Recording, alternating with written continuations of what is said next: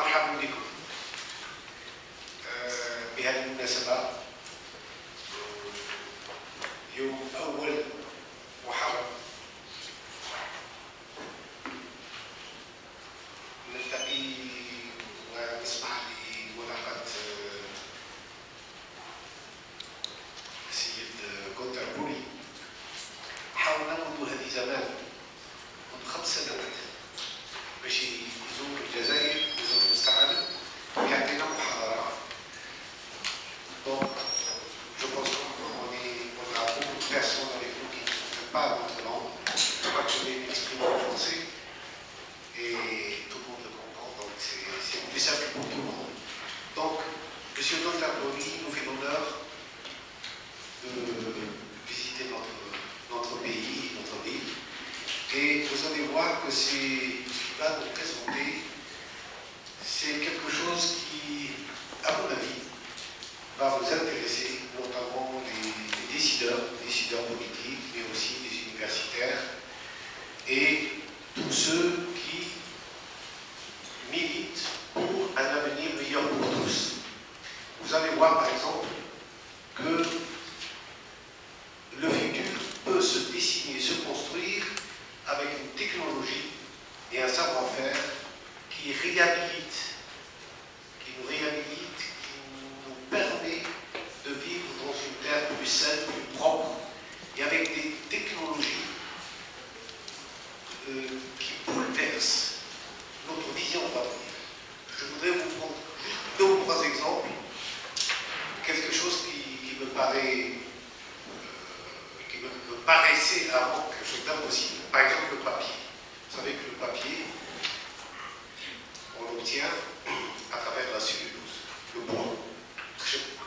Donc il faut détruire des forêts entières pour pouvoir faire des consommables. M. Conterpouli et son équipe représentent à l'échelle mondiale aujourd'hui un grand nombre de scientifiques qui étudient et cherchent des solutions d'avenir. Et bien, ils ont réussi avec le gouvernement chinois, parce qu'il est expert auprès de nombreux gouvernements, donc le gouvernement chinois, russe, turc, allemand et d'autres encore, d'Afrique du Sud, où il habite. Et cette possibilité de faire du papier avec du minéral, et même avec des déchets des minéraux, c'est-à-dire qu'ils ont réussi aujourd'hui de monter, vous allez le voir, l'usine qu'il a montée en Chine, qui produit aujourd'hui du papier à partir du minéral, à partir des déchets du minéral. Donc récupérer les déchets minéraux pour en faire du papier, et cela d'autant plus que c'est intéressant, parce qu'on n'emploie pas l'eau. Vous savez que pour faire de la pâte à papier, on utilise beaucoup d'eau. Et ces usines qu'ils ont mis au point permettent de fabriquer du papier avec très peu de consommation d'eau. Et d'autres choses comme l'agriculture. Voilà. Vous allez dialoguer avec lui, poser toutes les questions. Vous avez aussi cette initiative assez extraordinaire, c'est de faire de l'agriculture et de l'arrosage avec de l'eau de mer, de l'eau salée. Comment peut-on faire de l'agriculture en arrosant avec de l'eau salée, de l'eau de mer? Vous avez encore une initiative assez extraordinaire. Comment faire du carburant à partir, est-ce qu'on a ramené le... Voilà, à partir du charbon. Gernina. Comment on peut faire?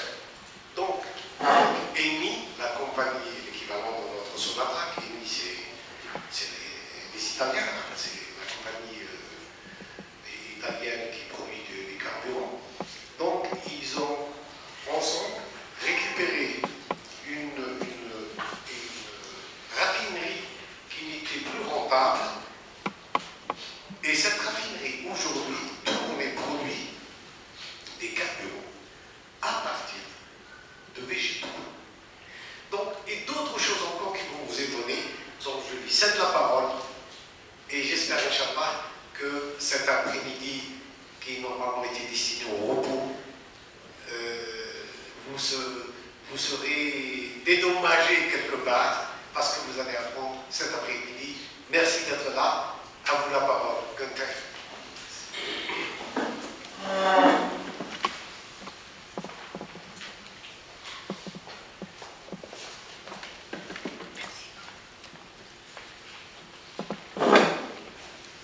Mais avant tout, un grand merci à vous. Pas seulement le CHIR, mais un grand merci à tout le monde. Parce qu'en effet, vous avez décidé, vous étiez obligé de venir pour passer le repos à une réflexion intellectuelle avancée.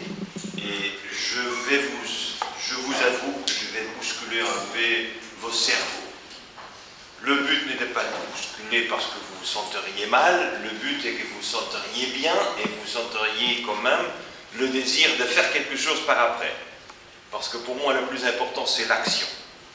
Et j'apprécie beaucoup les échanges qu'on a eus, et je m'excuse que ça m'a pris 3 ans pour venir à Mostanadia.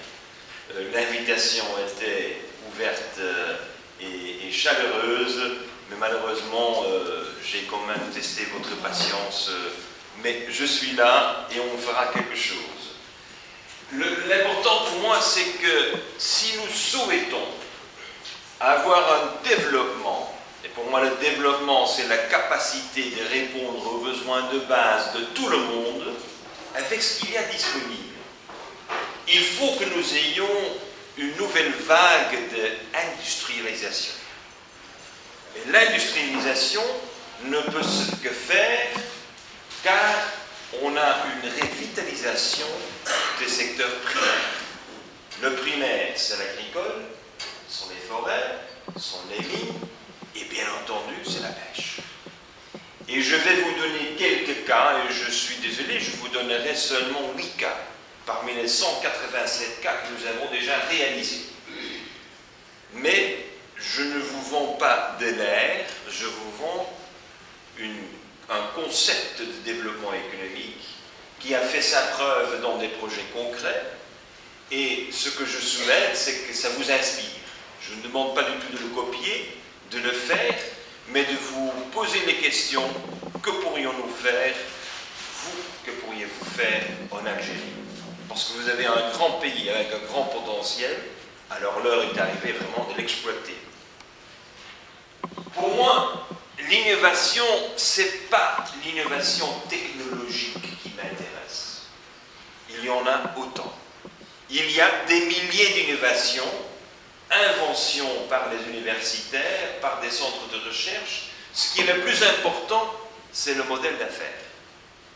Est-ce que nous réussissons d'avoir des modèles d'affaires qui nous permettent de créer ce que j'appelle des plus-values, où les bénéfices ne sont pas seulement les bénéfices financiers, mais il y a d'autres bénéfices sociaux, des bénéfices écologiques. Et contrairement à un concept du passé, on pense pour avoir une meilleure écologie, il faut tolérer une moindre efficacité financière. C'est faux. Je vous fais la preuve. Mais je crois qu'avant tout, il faut se poser quelques questions. Je crois que quand tout le monde, comme moi j'ai eu l'occasion de le faire ce matin, quand on visite le centre-ville de Mostaganem, on ne peut pas être content. On ne peut pas être fier. Il faut s'imaginer autre chose. Alors, qu'est-ce qu'on s'imagine? Venise? Est-ce qu'on s'imagine Paris, hautement centralisé comme vous le voyez? Vous vous imaginez Genève, avec les jardins potagers pour tout le monde? Vous vous imaginez quand même Copenhague avec un centralisme, dirigisme d'une manière qui est tout à fait bizarre? Vous vous imaginez Aleppo, en Syrie? Vous vous imaginez chez vous? Ben voilà. Ou vous vous imaginez les Tchad, vos voisins? Ou vous vous imaginez Dubaï, où on vous demande de payer quand même 5 millions d'euros pour une maison pour laquelle je ne paierai jamais ni 1 million? Ou est-ce que je devrais vous rappeler Tchernobyl? Quand votre pays est en train de penser et d'explorer les opportunités du nucléaire, je crois qu'il est important de regarder ces premières villes mortes du monde Mais on sait très bien que tout le monde, même dans les situations les plus difficiles, tout le monde est intéressé d'une sorte de renaissance. Et renaissance, est-ce qu'on le ferait comme le faisons les Jordaniens, avec des nappes fossiles d'eau, en exploitant l'eau durant 30 ans, par après il n'y a plus jamais d'eau? Est-ce qu'on le ferait comme faisons nos amis américains avec l'OGM, des organismes génétiquement manipulés? Est-ce qu'on le ferait avec l'éolique, aussi comme on le fait aux États-Unis? Je n'aime pas avoir cette vue de ma fenêtre. Ou est-ce qu'on le ferait comme on le fait en Amérique latine avec des bidonvilles et quand même des déchets qui dépassent et qui débordent toutes les frontières? Pour moi, le symbolisme que je vous propose lors de ma conférence est le symbolisme de ce verre. Ce verre est moins vide, moitié vide ou moitié plein? Non, ce verre est toujours plein, avec l'air et avec l'eau. Malheureusement, nous ne voyons plus l'air. Nous le respirons, nous l'avons besoin, mais comme la question a été posée d'une telle manière, on s'est limité à observer et analyser la présence de l'eau et de philosopher autour de l'eau. De ce que nous avons besoin, c'est toujours observer la totalité de ce que nous avons et d'en dériver des opportunités. Des opportunités, il faut avoir une inspiration. Je vous le dis ouvertement. Si vous n'êtes pas inspiré, c'est difficile de voir des opportunités. On ne fait pas l'analyse pour voir des choses que les autres ne voient pas. Pour moi, il y a deux grandes inspirations, la nature et l'homme. Je crois que je dois par exemple parler de Wendy Louhabe. Qui connaissent Wendy Louhabe, africaine, de l'Afrique du Sud. Une femme qui a monté un fonds d'investissement avec l'argent seulement en provenance des femmes, décidé par des femmes pour l'intérêt des femmes. 1,4 milliard d'euros coté en bourse à Johannesburg. Ah, il faut le faire. Hein. Ça, il faut le faire. Ça, c'est pas pour tout le monde. Ou, voilà Katia Bastioli, c'est elle qui a monté la première grande bioraffinerie dans le monde entier, dont je parlerai plus tard. Et c'est elle qui a repris, avec son entreprise, où je suis le président du conseil, c'est elle qui a repris cette ancienne pétroraffinage plus concurrentiel, et on revient, mais avec quand même un défi extraordinaire. Et mon équipe, je suis désolé, il faut toujours que je parle de mon équipe, parce que si vous me voyez, vous pensez que c'est un Superman qui est là. Je ne suis pas Superman. La réalité est que j'ai derrière moi quand même 900 personnes qui travaillent dans 32 bureaux dans le monde entier pour la réalisation des projets. Je suis un impatient. Je ne veux plus parler trop. Il faut faire. L'action a la priorité. Et quel est alors mon rôle? De temps en temps, eh bien, de temps en temps, je suis le leader. Je prends la relève. De temps en temps, je lance des idées. En nombreux cas, j'accompagne et toujours j'apprends. Après 20 ans, j'ai eu ce grand luxe d'avoir travaillé dans tant de projets avec tant de scientifiques. Notre réseau de scientifiques est de 3000 personnes. J'apprends beaucoup, j'apprends tout le temps. Parce que moi, je n'ai qu'un MBA. Je ne suis un économiste. Je sais bien faire les chiffres, je suis un bon comptable, je sais calculer les cash flows. Je sais faire des stratégies d'entreprise, mais les sciences, je dépends des autres. Et mes enfants, il faut le dire quand même, il est pour moi très important, mes enfants. J'ai 5 enfants, je vous avoue, je vous confirme que le 6e est en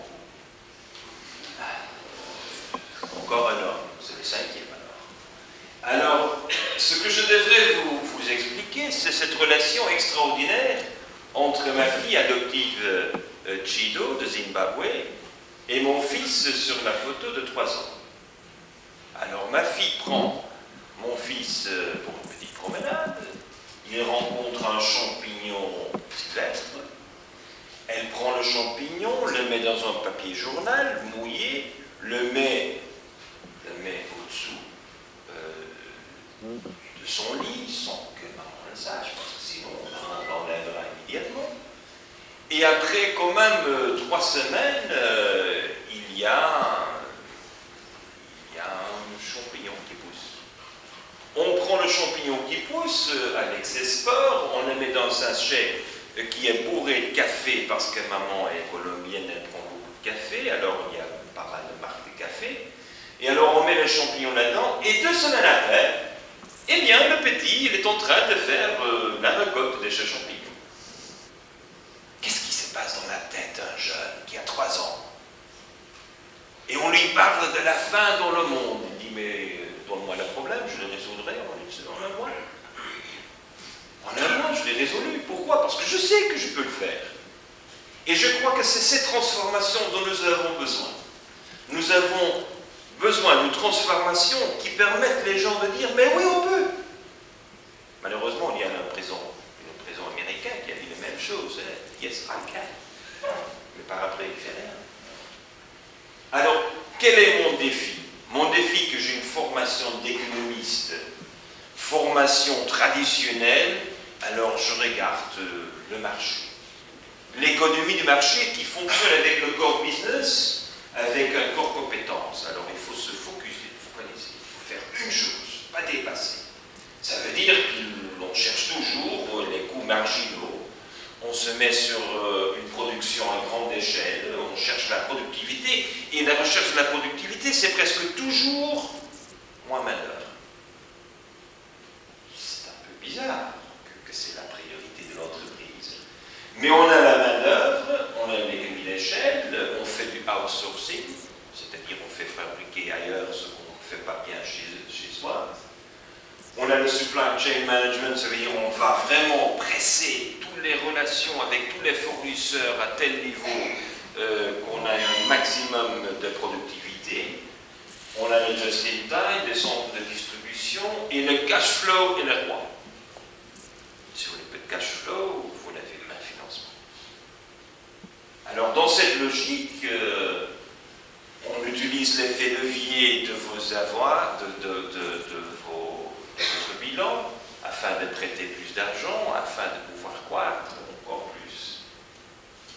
Alors on a trop de dettes, mais on globalise et on fait la concurrence. C'est le modèle d'aujourd'hui. Quel est le résultat? Après 30 ans, eh bien, les nations riches consomment trop, nous gaspillons trop, une économie sociale et écologique ne survit pas, les communautés locales meurent, il y a un chômage massif des jeunes. C'est ça ce qu'on souhaite avoir. C'est ce qu'on souhaite copier. C'est le modèle, c'est ça le rêve américain. Moi, c'est pas un rêve. Au contraire, je crois que ça nous a enlevé les rêves. C'est pour ça que je vous parle un moment d'une de mes usines. Je suis à la fin de la journée un entrepreneur. J'ai monté 12 entreprises. Quand j'avais 24, j'avais ma première entreprise et j'ai vendu tous mes biens. Quand j'avais 34, 37, j'avais monté 12 entreprises. Une de ces entreprises est assez connue en Europe, nous avons même une usine en France, c'est l'entreprise Ecovert, une entreprise dans la détergence. Et alors, pour faire la concurrence contre Procter & Gamble, Unilever, Henkel, les gros, je m'imaginais que je ne pouvais pas concurrencer avec eux, avec la pub, alors je le faisais avec mon usine. Cette usine, une usine en bois, avec le toit de pelouse la plus grande de l'histoire de l'architecture industrielle, eh bien, j'avais 5000 visiteurs par semaine qui sont venus planter des fleurs sur mon toit. Je vous assure que les 5000 personnes, chaque semaine, les 5000 personnes achètent encore aujourd'hui Ecovert. Parce qu'on se rappelle. On se rappelle de cette extraordinaire expérience de planter une fleur sur un toit d'une usine qui fabrique du bio. Oui, je fabrique du bio, mais ma matière première, ce sont les acides gras de l'huile de palme. Alors, quand j'ai visité l'Indonésie et la Malaisie, je me suis rendu compte que j'étais le responsable de la destruction des forêts tropicales. Alors, à ce moment-là, je savais bien que je n'étais ni gourou, ni durable. Et à ce moment-là, c'est l'éthique qui intervient. C'est l'éthique. Parce que si vous continuez, vous savez que vous avez des effets collatéraux. On ne peut pas faire des choses quand on sait qu'on fait du mal. On ne peut pas. Et faire moins mal, c'est mal. C'est un des grands problèmes. Si vous avez un voleur qui vous promet de voler moins, vous rigolez. Quelqu'un qui est un voleur s'il vaut beaucoup ou peu. Mais quelqu'un qui est en train de contaminer et détruire le forêt tropicale, il détruit moins, il détruit. C'est-à-dire que je me suis trouvé devant un grand défi de mettre en œuvre l'éthique dans la pratique de mes affaires. C'est la raison pour laquelle j'ai vendu tout et que j'ai décidé d'aller à la recherche d'un autre modèle d'affaires qui ne me permet pas, qui ne m'oblige pas de faire le choix entre le bien et le mal. On peut faire tout. Et c'est un peu le résultat de cette réflexion que je vous présente. Entre autres ici, un projet qui a été considéré comme farfelu, impossible, un rêve impossible, c'est-à-dire que je me suis dit, les Espagnols avaient détruit le forêt tropicale dans le XVIIIe siècle, dans le nord de la Colombie. Alors, le résultat des temps, c'est une savane sèche où il n'y a personne qui peut survivre, mais il y avait un problème, c'est que 70% de la population locale souffre des maladies gastro. Et quand on a des maladies gastro, c'est parce qu'il n'y a pas d'eau potable. Alors, qu'est-ce qu'on fait? Alors, nous avons saisi le problème, on a analysé les opportunités, on s'est dit la seule manière d'avoir une fois pour toutes, l'eau potable, c'est de régénérer la forêt. On dit, mais ça prendra des années, des siècles. On dit, si on ne tente pas, si on ne le fait pas, on ne peut jamais discuter de la réalité. On parle des hypothèses. Alors il faut que nous créions une nouvelle réalité afin qu'on puisse faire le débat. On l'a fait, on a investi 8 millions d'euros dans le projet et le forêt aujourd'hui est une réalité. Qu'est-ce qui se passe quand vous avez un forêt qui vous donne l'eau potable dans une zone où il n'y a pas d'eau potable? Quelle est la valeur des terrains? Ça monte. Il y a des plus-values. Mais en plus, on a planté avec les mycorhizes, s'il y a des agronomistes, des ingénieurs agronomes, ici, il y a quelqu'un qui est ingénieur agronome, vous connaissez les mycorhizes. C'est le plus grand projet du monde de plantation avec des mycorhizes. 8000 hectares, et on l'a fait en 3 ans. Quel est le résultat? Maintenant, nous avons les sapins, et des sapins, nous faisons la résination, on fait l'extraction de la résine, et de la résine, on fait l'extraction de la trémentine. Et la trémentine, pour nous, dans notre propre usine locale, est convertie en gasoil, en biodiesel, biocombustible, que nous pouvons utiliser aussi bien dans une bagnole diesel qu'une voiture essence. On m'a dit que c'est impossible. Je suis désolé, la réalité est telle qu'aujourd'hui, l'essence ou le diesel n'a pas d'importance parce que nous avons une purification de la trémentine à 10 microns qui nous permet de faire fonctionner dans toutes les voitures. Si vous avez un terrain qui vous produit l'eau et de l'énergie et du carburant, quelle est la valeur du terrain? Facteur 3000. C'est-à-dire que la banque JP Morgan est venue nous voir et a dit, messieurs, vous ne vendez pas les terrains? On dit non, c'est la propriété du peuple. Je ne l'ai pas pour moi, je l'ai fait pour le peuple. Et aujourd'hui, un peuple qui était des réfugiés dus à la violence de la Colombie est devenu bancable.